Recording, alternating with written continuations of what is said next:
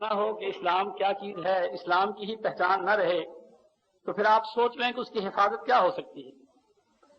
ہمارے ملک میں جب یہ مسئلہ کھڑا ہوتا ہے کہ ملک میں اسلام آئے تو لوگ یہ کہتے ہیں کہ کس کا اسلام آئے، دیوبندیوں کا، بریلویوں کا، شیعہ کا یا اہل حدیث کا، کسے اسلام کہتے ہیں؟ اس لیے بہتر یہ ہے کہ اسلام کو چھٹی کروائی جائے اور سوشلزم، کمیونزم یا اپنی حکومت ہو، جو عوام چاہیں وہ کام چلے۔ اب یہ ذمہ داری کس پر عائد ہوتی ہے؟ آپ سوچ رہے ہیں قیامت کے دن جب اللہ ہم سے پوچھے گا تو کیا ہماری نمازیں کریں گی، کیا ہمارے روزے کریں گے؟ جب اللہ ہم سے کہے گا کہ تمہارا دور وہ دور تھا، تمہاری نالائکی کی وجہ سے حالات ایسے پیدا ہو گئے تھے کہ لوگ یہ سمجھتے تھے کہ اسلام دنیا میں چل سکتا ہی نہیں، مولوی آپس میں لڑتے تھے، فرقے ایک دوسرے کو کافر کہتے تھے، اور عام مسلمان جو ہے اس کو پتہ ہی نہیں تھا کہ اسلام چیز کیا ہے۔ سو میرے بھائیوں، یہ بہت ضروری ہے کہ آج ہم اسلام کو پہچانیں کہ اصل اسلام کیا ہے۔ اگر ہم صحیح معنوں میں مسلمان ہو جائیں اسلام کو پہچان کر، تو پھر یہ کوئی مسئلہ نہ رہ جائے کہ ملک میں اسلام کیوں نہیں آتا۔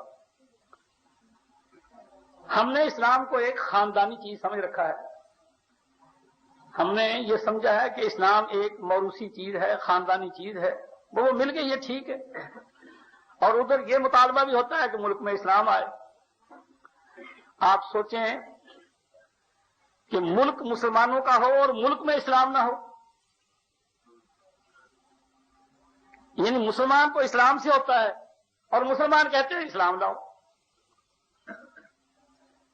کس قدر تضاد ہے اور کس قدر عجیب بات ہے یہ۔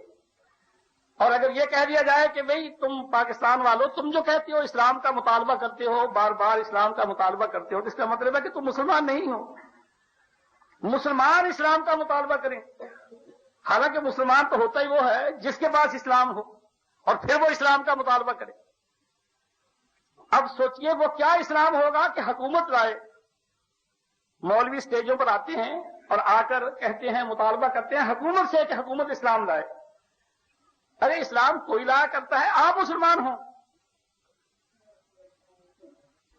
اور یاد رکھیے گا، یہ نفاق کہ زبان کہتی ہے اسلام اسلام اور عمل کہتا ہے بالکل جھوٹ، بالکل جھوٹ، بالکل جھوٹ۔ ہم نے دیکھا ہے یہ اتحاد کا جب موقع تھا، یا تاریخ ہمیں بتا ہی رہی ہے کہ جتنے بھی اسلام کے داعی ہیں، اسلام کا مطالبہ کرنے والے ہیں اور حکومت سے کہتے ہیں کہ ملک میں اسلام لاؤ، ملک میں اسلام لاؤ، ان سے کوئی پوچھے کہ تمہارے گھر میں اسلام ہے تو آپ کو فوراً معلوم ہو جائے گا کہ یہ جو مولوی اسٹیج پر آیا ہے اور اسلام کا مطالبہ کرتا ہے بالکل جھوٹ بولتا ہے۔ ورنہ اسلام کوئی نہیں لایا کرتا، اس آدمی خود مسلمان ہوتا ہے۔ اب سوچئے مسلمان مرد ہو کافر عورت سے نکاح کر سکتا ہے؟ سوال ہی نہیں پیدا ہوتا۔ مسلمان عورت ہو کافر مرد سے نکاح نہیں کر سکتی، خاوند بھی مسلمان، بیوی بھی مسلمان۔ لیکن ہم حکومت سے مطالبہ کرتے ہیں کہ اسلام لاؤ، اسلام لاؤ، اسلام لاؤ، تو کیا حکومت کے اسلام لانے سے میری بیوی مسلمان ہو جائے گی؟ میرے بھائیوں، اس بات کو خوب سمجھ لو کہ اسلام کوئی ایسی چیز نہیں ہے جو برآمد کیا جائے یا کسے کہا جائے کہ تو اسلام لا۔ صاف بات ہے کہ کہو ہم مسلمان نہیں ہیں۔ مسلمان ہونے کے لیے اسلام کا ہونا ضروری ہے۔ اور اسلام کسے کہتے ہیں؟ محمد صلی اللہ علیہ وسلم جو کہیں وہ اسلام ہے، محمد صلی اللہ علیہ وسلم جو کریں وہ اسلام ہے۔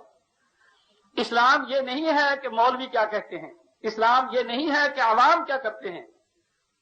اسلام اسے نہیں کہتے جو مسلمان کریں، اسلام اسے کہتے ہیں جو اللہ اور اس کے رسول نے کہہ دیا ہے، جو رسول نے عملی نمونہ پیش کر دیا ہے، اسلام اس کو کہتے ہیں۔ اور مسلمان آدمی کب ہوتا ہے؟ جب اس کے پاس اسلام آ جائے۔ جب اس کے پاس اسلام آ گیا وہ مسلمان ہو گیا، اور اگر وہ اسلام کا مطالبہ کرتا ہے تو وہ مسلمان نہیں۔ اور اسلام تو میرے بھائیوں چیز ہی ایسی ہے کہ زندگی مکمل ہوتا ہی نہیں۔ جب انسان کا مرنے کا وقت آتا ہے اس وقت فیصلہ ہوتا ہے کہ یہ مسلمان ہے یا نہیں۔ چنانچہ یوسف علیہ السلام کی دعا قرآن مجید میں ہے، رب قد آتیتنی من الملک وعلمتنی من تاویل الاحادیث فاطر السماوات والارض انت ولی فی الدنیا والآخرہ توفنی مسلما۔ اللہ مجھے مسلمان کر کے مارنا، دنیا تو نے مجھے دے دی، بادشاہ تو نے مجھے دے دی، علم تو نے مجھے دے دیا، اب میری دعا یہ ہے کہ توفنی مسلمن، میں جب مروں تو مسلمان ہو کر مروں۔ اور اسلام میرے بھائیوں کسے کہتے ہیں کہ خدا کا حکم آیا آپ نے مان لیا، اگر خدا کا حکم آیا اور آپ نے نہیں مانا تو چھٹی۔ میں 50 سال 60 سال کا ہو گیا، اللہ کے حکم مانتا رہا، اب اگر میں نے کوئی حکم اللہ کا ماننے سے انکار کر دیا یا عملاً چھوڑ دیا، منافقت کرنے لگ گیا، اسلام گیا، ختم، بالکل۔ اگر ہم مسلمان ہونا چاہتے ہیں تو آپ اسلام لے آئیے، جب آپ اسلام لے آئیں گے آپ مسلمان ہوں گے، اور جب آپ مسلمان ہو جائیں گے پاکستان میں اسلام خود بخود آ جائے گا۔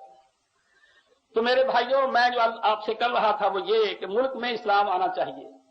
اب اصل اسلام کسے کہتے ہیں، اسلام کے بارے میں یہ بات آپ کے خوب ذہن نشین ہونی چاہیے، لمبا وقت نہیں ہے، کہ اسلام وہ ہے جو اللہ کے رسول نے کہا، جو اللہ کے رسول نے کیا، جو کچھ آپ نے کر کے دکھایا وہ اسلام ہے۔ اسلام کسی اور کے کہنے یا کرنے کو نہیں کہتے۔ جنہوں نے یہ چیزیں شامل کی ہیں انہوں نے اسلام کو ملاوٹی کیا ہے، انہوں نے دودھ میں پانی ڈالا ہے۔ اب آپ دیکھ لیجئے گا ہمارے ملک میں جتنے بھی فرقے ہیں ان کو آپ دیکھتے جائیں، یہ سارے کیوں برباد ہو رہے ہیں؟ اس واسطے کہ انہوں نے دودھ میں پانی ڈالا ہوا ہے۔ اسلام دودھ ہے۔ حضور صلی اللہ علیہ وسلم کو جب معراج ہوا تو آپ کے سامنے 2 پیالے پیش کیے گئے، جن میں سے ایک دودھ کا تھا، دوسرا شراب کا تھا۔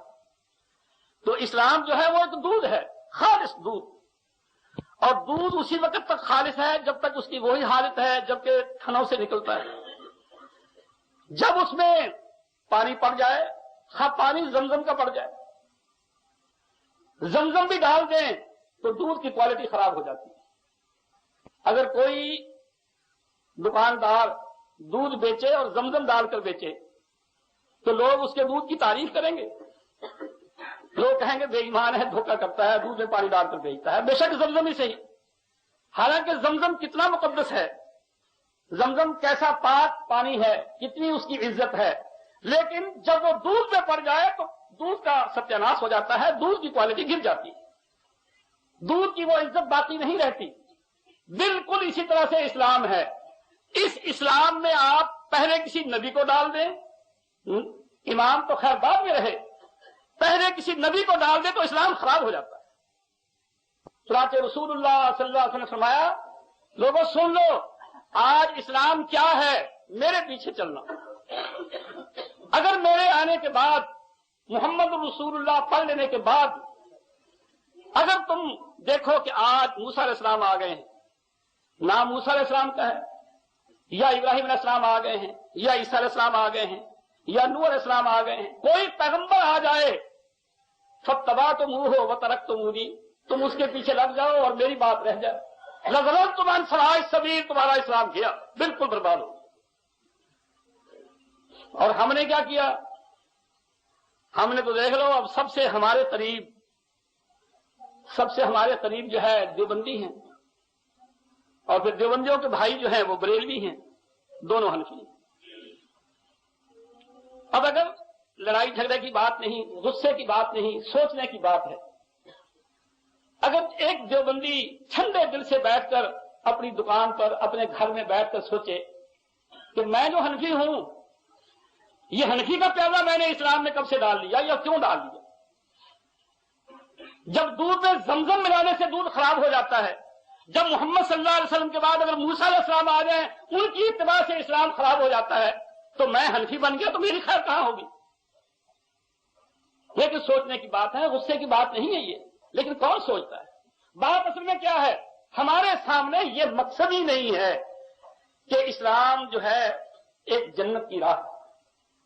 میرے بھائیوں، دنیا میں ہم خود اپنی مرضی سے نہیں آئے، ہمیں یہاں لایا گیا ہے، اور پھر یہاں سے اللہ ہمیں لے جاتا ہے، اپنی مرضی سے ہم نہیں جاتے، اللہ ہی لاتا ہے، اللہ ہی لے جاتا ہے۔ لاتا کیوں ہے؟ یہ دیکھنے کے لیے لیبلوکم ایکم احسن عملا، کہ تم نے آ کر دنیا میں کیا کیا ہے، تم کیسے عمل کرتے رہے، یہ دیکھنے کے لیے خدا لاتا ہے۔ پھر وہ جتنی مہلت چاہتا ہے وہ دیتا ہے، 50 سال کی دے، 60 سال کی دے، 40 سال کی دے، جب وہ چاہتا ہے بلا لیتا ہے۔ اور ہم اس میں کیا کرتے ہیں؟ بعض تو کلی طور پر اپنی مرضی، اور جو مذہب کی طرف آتے ہیں، کوئی دیوبندی بن گیا، کوئی بریلوی بن گیا، اور یہ دونوں ہندوستانی مذہب ہیں، اسلامی تو نہیں ہے۔ دیوبندیت کہاں ہے؟ دیوبند انڈیا میں ہے۔ اور بریلوی کہاں ہے؟ بریلوی کہاں ہے؟ وہ بھی انڈیا میں ہے۔ اگر مدرسے کی طرف نسبت ہو کہ میں وہاں سے پڑھ کر آیا ہوں تو خیر اور بات ہے، وہ مذہب نہیں۔ اگر مذہب نہ ہو، مدرسے کی نسبت ہو، مثلا میں علی ہوں، میں نے FSC علی گڑھ سے کیا تھا اور میں علی کا ہوں، ٹھیک ہے، وہ کوئی مذہب تو نہیں ہے۔ اگر کوئی دیوبند سے پڑھا ہو یا اس سلسلے سے پڑھا ہو، دیوبندی کہے تو اور بات ہے، لیکن اب تو دیوبندی باقاعدہ مذہب ہے، بریلویت باقاعدہ مذہب ہے۔ اور مذہب جو علاقائی ہو، کسی خاص علاقے کا ہو، وہ اسلام کبھی نہیں ہوتا۔